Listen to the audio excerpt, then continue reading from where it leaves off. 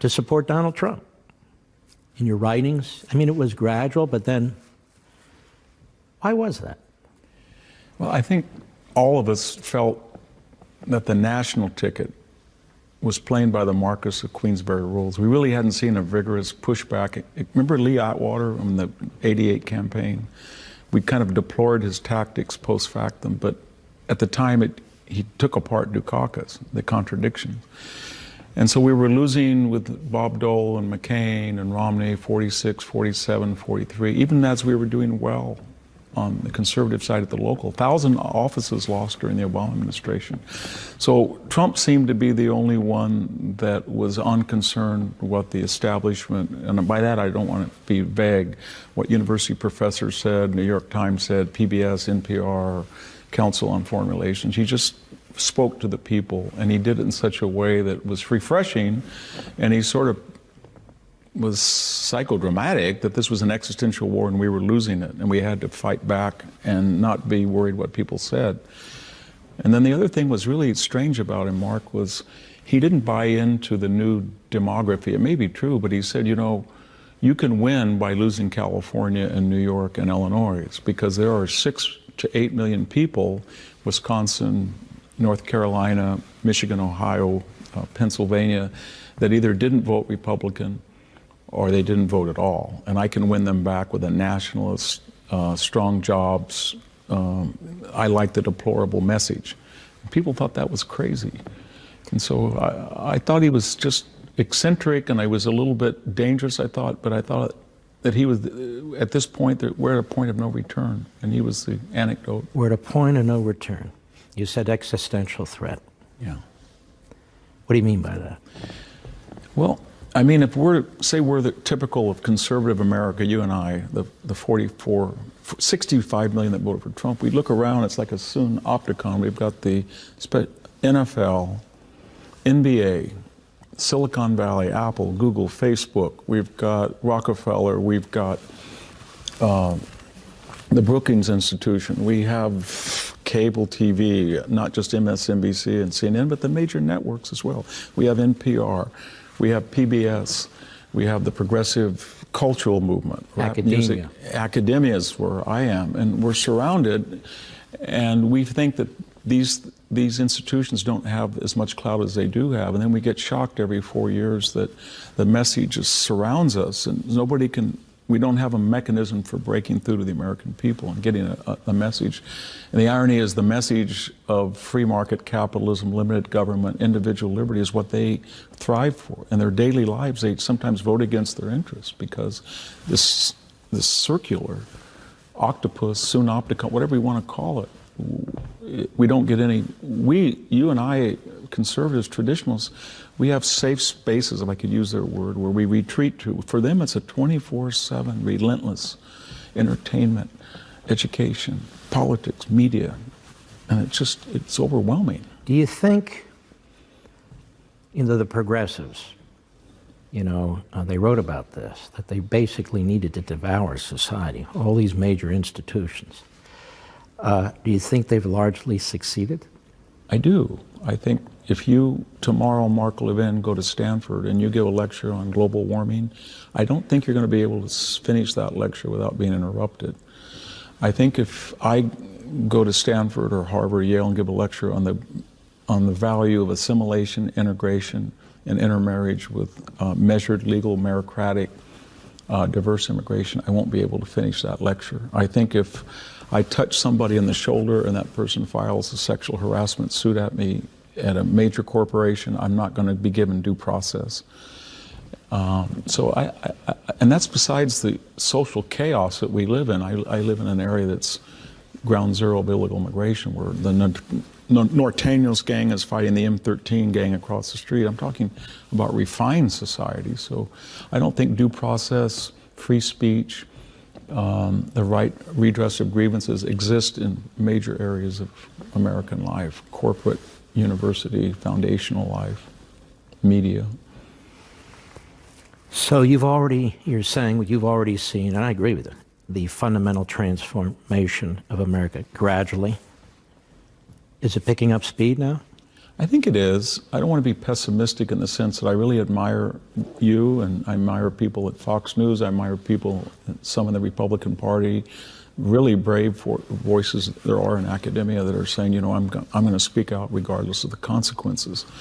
But the Romans and the Greeks believed that luxus, that's a word authors use, luxury, affluence, leads to non-seriousness. I don't want to use the word decadence, but we are such an affluent, leisured society. So somebody from the inner city can have an iPhone with more computing power than 6 IBM mainframes. A guy across the street can come from Mexico and he can be in a Kia, and that can be a better ride than a Mercedes 30 years ago. And I think that's great, but what we don't get with it is some collective gratitude or some sense of accomplishment. Instead, we get that Kia is not as good as today's Lexus, and therefore the equality result didn't work for me.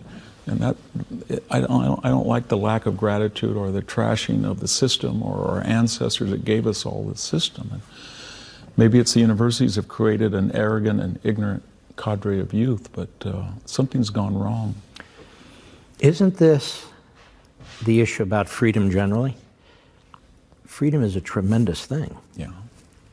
But it also gives opportunity for very evil people to use freedom to destroy freedom. Yeah. And isn't that what the framers of the Constitution tried to prevent? They were worried about mobocracy. They were worried about autocracy. And so they create this republic. And there's a constant attack at the foundational principles of the republic. President wins the Electoral College. They want to get rid of the Electoral College. The progressives don't like the fact that the Senate is representative of the states, so they get rid of that, and you have direct election of the senators. They want to get rid of other aspects, separation of powers. They keep building up this fourth branch, this administrative branch of government with 2 million people and growing. That's what they do. It isn't that an attack on our foundational principles, liberty? Yeah, I think it is. I think they understand what the framers were up to. And their model is not a constitutional Rome that went through Europe through the Enlightenment with Montesquieu separate. It's radical Athenian democracy. On any given day, 51% of the population decide what the law is. There is no constitutional protection. You want to kill Socrates on Monday or murder the Melians on Tuesday, you can do it if you have 51%. So it's been steady. I mean, we went from property qualifications, moderate property, to direct election of senators, and there were some arguments for this. And then, as you say, now it's abolishing the Electoral College and enlarging the Supreme Court now, packing it, enlarging the House of Representatives, maybe 1,000 members. Why people in California say, why does Wyoming get 250,000 people get one senator and we 20 million get one? That's not fair. Let's turn the Senate into the House. But the long-term trajectory is government-mandated or sanctioned equality of result. Because they got what they wanted with the civil rights, finally. We had true equality of opportunity. And then they were expecting that everybody would be equal. And human nature being what it is, it's never going to be that way. So they said, the conservative position is we're not going to be equal, but the poorest person is going to have a pretty good life if he's in a free market economy and a constitutional system. But they say, no, we don't really care what absolute poverty or wealth is. We want everybody to be equal. They would rather have everybody making $20,000 a year than the poor making 50 and somebody making $1 billion. So that's relentless. That's a psychological... That is a very, very important point that you mentioned. Equality, it's thrown around all the time. Yeah. Now, we know what the founders meant by equality. Equality of justice. Yeah. They didn't mean equality of economics. Of course, that would be absurd, because it's an impossibility. And human beings, we pride ourselves on human beings are unique individuals. Human beings are created by God. Human beings are one different from the other. But in the civil society, we argue that the law is the law, and everybody should be treated as best as we can, equally in front of a court, in front of the law. But this notion of radical egalitarianism really is a European import. Yeah. Marx, Engels, Hegel, Rousseau, which is completely alien to our founders, isn't it? It is, and it has some precedence in the ancient world. Aristotle, who was a critic of this, said once a man feels he's equal in one aspect, politics, he assumes he can be equal in every other aspect. Plato said the trajectory is that finally the donkeys and the dogs in Athens have to vote, meaning there will be a destruction of criterion. But you're right, it takes up speed in the Enlightenment in Europe, and it bifurcates. And we thought we were saved from it because the Anglo-Scottish tradition was more limited government, very deep skepticism of the cycles of the French Revolution. And the European continental model is a model that progressives choose. And they have a view that human nature is by nature, a Rousseauian view that we're born into chains, the church, the community, the family, and it's the duty of government to take off those chains and let everybody be liberated, and then they'll naturally be happy, which is sort of our collective nightmare. But we're headed to a radical egalitarian society in aspects that transcend politics, almost every imaginable facet. And I just meant sports, culture, entertainment, movies. That's the message. And they advance this notion, tell me if I'm right or wrong, of populism. Yeah. When in fact it's authoritarianism. Yeah. People believe that they've democratized some program, some issue, some aspect of society, when in fact it's not democratized at all. In fact, it is decisions from on high. The intellectual elites, which they're not really intellectual elites, but they like to think they are intellectual elites. And who are these intellectual elites? Why are they elites? Because they're elected? Because they're members of unions? Because they're in the civil service? I've never understood who these intellectual elites are and why they're so elite. Well, they have a certain cachet. They think they went to a particular, they're branded like a cattle. They think that the Ivy League brand allows them certain entree or certain privileges. But you look at Silicon Valley, you have gatekeepers that decide what is hate speech or what is not. And they control the expressions of 7 billion people on the planet because they are better, morally better than we are. You turn on public TV and you get this, or cable TV, and you get this anguish about, these people, or the deplorables, the irredeemables, the clingers. I think there was, they used the term East Germans. I've heard that said. I think John McCain called them wacko birds and those people. So there was a real contempt for people they feel that don't properly know how to use their freedom and their economic clout, and they do stupid stuff. They buy jet skis, they go snowmobiling, and they pollute the universe. And if you can just have this international global elite that have proper education, proper resumes, proper CVs, sober and judicious, they can all get around and they can say, you know what, we're doing it all for you. And of course, throughout history, we've seen these people, and they all have one thing in common, that they're all excused, or they're not subject to the ramifications of their own ideology. So, when we come back, I want to ask you about the ramifications. Or you Democrats say it's a blue wave. What do you see in this election? Well, I'd see it in a historical context, and that's not, I'm trying to be an optimist. Barack Obama lost 63 seats, 6 senators, and was reelected. Bill Clinton, I think, lost 52, 8 senators, reelected. So zealots and partisans relax in a midterm, and people who were defeated get re-energized. That's common. But I think there were a couple of disturbing things, and that is the aftermath of the election. It just seems that every time there's a recount in Arizona and Florida or even Georgia, or especially where I am in California, 4 seats that were won and then lost. And it's kind of the opposite of what Napoleon said at Austerlitz. He said at 11 o'clock I've lost Europe, at 3 o'clock I won it. Well, I thought on election day we'd won more. We'd only lost 26 or 7. Do we ever win seats that we were losing 5 days later? I can't think of many. No, I think maybe 20 years ago when older people were the absentee ballots, but now it's the SEIU, the mobilized people, and that Democrats are much better at it than Republicans, and that we thought we could learn. The other thing in these very close races where we lost some good people, we've got this missing 4 to 5. The so-called deplorable, the Trump-based parole voters, whatever, they were there. But now there's going to be a great discussion. Where do you pick up the missing 5% that would have won you some of these good Senate seats? Is it to appeal to the African American community and say, I think Trump might want to consider that, go into the inner city and say, you know what, I may have said things, you may have said things we didn't get along, but I want you to have leverage over your employer. I want you to have a choice of jobs. I gave you an opportunity in an economy, and I think you're going to take advantage of it. And I think that's what I'm worried. I want you to be powerful. And I think he could say the Latino community, when we close that border and make it legal and meritocratic, guess what? Your communities can have AP in the classes. They don't have to have bilingual education. Your kids are not going to be bullied by gang members from Central America. And you're going to be in such demand that your wages are going to climb as they went 3% this year.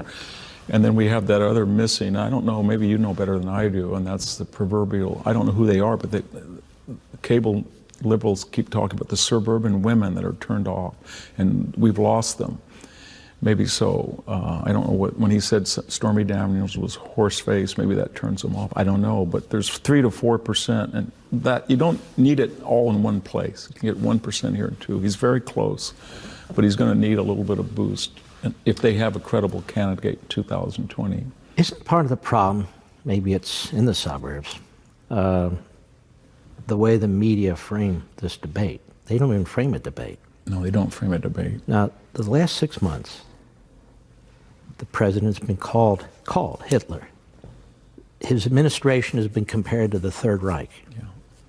He's been accused of creating internment camps for immigrants. Yeah. That would actually be FDR, but you know, who's counting? He's been accused of being a racist because he wants to secure the border. He's been accused of being anti-Semitic, despite the fact he's the greatest president, I would argue, for the Jews and the Jewish people in Israel that we've ever had. And he has a Jewish daughter and son-in-law and Jewish grandchildren. He's been called things I've never heard a president called in my life. And it gets worse and worse and worse on cable TV, out of the Democrat Party. Could it be that that has some impact on the 2-3%? I think it has a lot. When I was saying that he needs an extra 3 and 5, that's working within a system in which 93% of the press coverage the first 100 days was negative from NBC and MSNBC and CNN. So when he gets at the rallies and Trump says, look up there, fake news, I don't say he's demagoguing. I say to myself, wow, these impressive bylines told us that Anthony Scaramucci was involved with a Russian hedge fund when it was a lie, or Donald Trump Jr. knew of the WikiLeaks trove in advance, not true, or that Donald Trump knew of this meeting, not true, or that James Comey was going to come into Congress and refute all of their private, not true.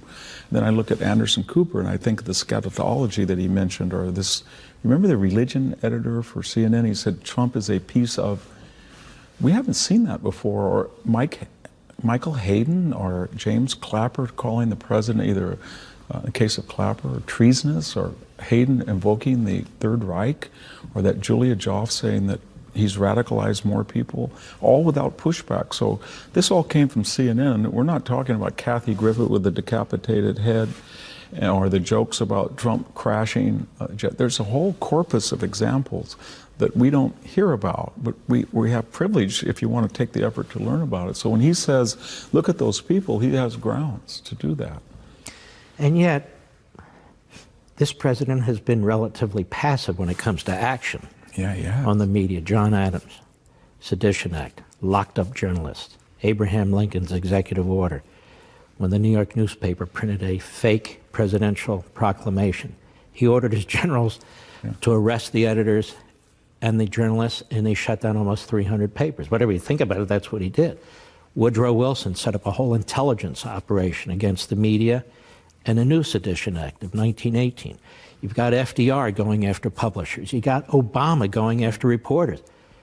Trump hasn't done any of that. No, he has an effect psychologically on the journalists because he conveys the idea that he doesn't have respect for them. He has contempt because they violated their journalistic ethos. And for them, that psychology of being rejected by the president hurts them more than the actual deeds that you recited. Remember, Obama went after the AP reporters. He went after James Rosen at Fox. Remember that he actually said on the campaign trail, you should debate Sean Hannity. I think he said, you'll tear him up. Mm-hmm. If Trump said that you'll tear somebody up. So it's, for them, it's something about Trump, his speech, his mannerism, his appearance. it's not just journalists either. He is an affront to their cultural and social sensitivities of what is proper and improper. Could it be his very existence? Because he fights back, he calls them out by name, he'll go after the media outlet and he'll say fake news in this particular organization is the enemy of the people? I think so. I mean, we're accustomed to sources say, an anonymous, an unnamed person said. We know in a lot of those cases that just didn't happen. A person writes a creative story and calls it journalism. Then they hide behind this facade that we are journalists and we're professionals and we're from a hallowed Edward R. Murrow tradition. It's true, but it's like a chain. The weakest link destroys it. They haven't done anything in their generation to honor the people who gave them that tradition. And they're actually traitors to that tradition. A guy like Jim Acosta goes to those press conferences with Sarah Sanders, and his point is, how can I virtue signal to the people in the room that I'm morally superior? How can I make her stutter or make her pause? Or how can I tell my bosses that I'm part of the resistance? Or how can I get the CNN brand name as out there on front? It's not to say to the American people, I got to clarify, I got to find out what the President of the United States wants. That's not the purpose of why he's there. I want to pursue this further when we return.